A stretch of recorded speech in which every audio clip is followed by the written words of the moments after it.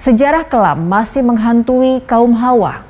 Kekerasan terhadap perempuan terus saja terjadi, tidak terkecuali di masa pandemi COVID-19. Ini meninggalkan cerita sedih tentang betapa keadilan gender baru indah di seminar dan bukan di alam nyata. Di Hari Internasional Penghapusan Kekerasan Terhadap Perempuan yang jatuh pada 25 November, kami kupas kekerasan terhadap perempuan. Peringatan ini bermula dari cerita kelam yang menimpa 3 perempuan di Dominika. Singkat cerita, di masa diktator Rafael Trujillo tahun 1960, Patria Minerva serta Maria Teresa plus suami mereka melawan rezim Trujillo. Akibatnya, 3 Mirabal bersaudara dan keluarganya menjadi sasaran kekerasan negara. Puncaknya, pada 25 November 1960, trio Mirabal dibunuh. Peristiwa itu lalu memicu perlawanan lebih hebat kepada Trujillo, sehingga sang diktator terpental dari kekuasaannya setahun kemudian. 3 putri Mirabal itu lalu dikenang sebagai unforgettable butterflies atau kupu-kupu yang tidak terlupakan. Simbol perlawanan perempuan terhadap kekerasan yang menimpa kaumnya. Di kemudian hari, PBB mengukuhkan tanggal itu sebagai Hari Anti Kekerasan Terhadap Perempuan pada tahun 1999.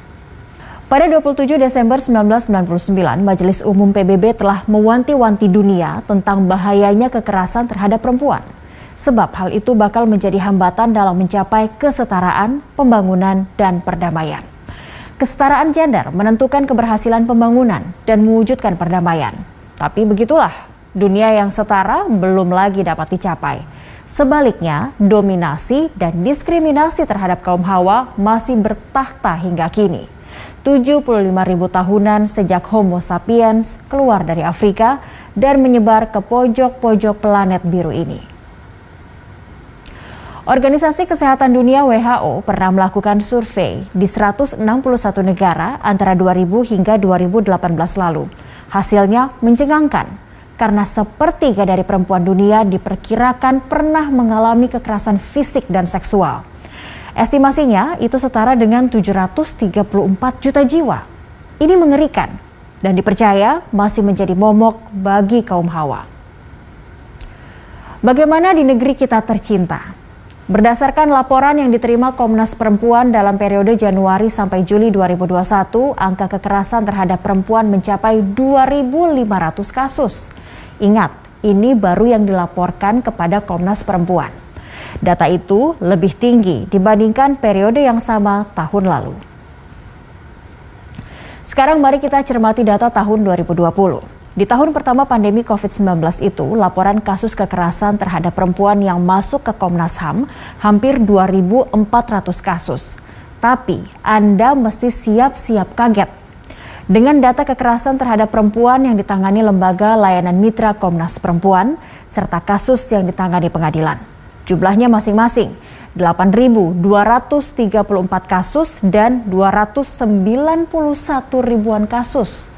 Total kasus kekerasan terhadap kaum Hawa di tahun 2020 hampir 300.000 kasus. Kasus kekerasan tahun lalu sudah terdengar besar sekali, tapi itu sudah menurun dibandingkan data tahun 2019. Di mana tahun itu kasus kekerasan terhadap kaum Hawa mencapai puncaknya dalam 12 tahun. Dalam persoalan ini, jangan pula Anda bandingkan jumlah kasus tadi dengan total populasi perempuan di negeri kita. Karena itu sudah pasti bias dan meringankan masalah yang teramat berat ini.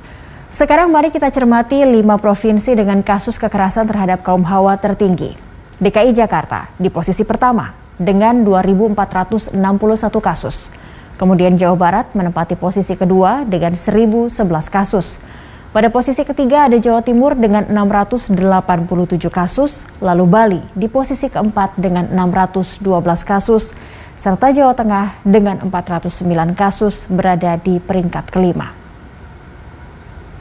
Dalam laporan yang dibuat Komnas Perempuan tahun 2020, ada 3 ranah tempat manggungnya kekerasan terhadap kaum Hawa, yaitu ranah privat atau personal, komunitas, dan negara.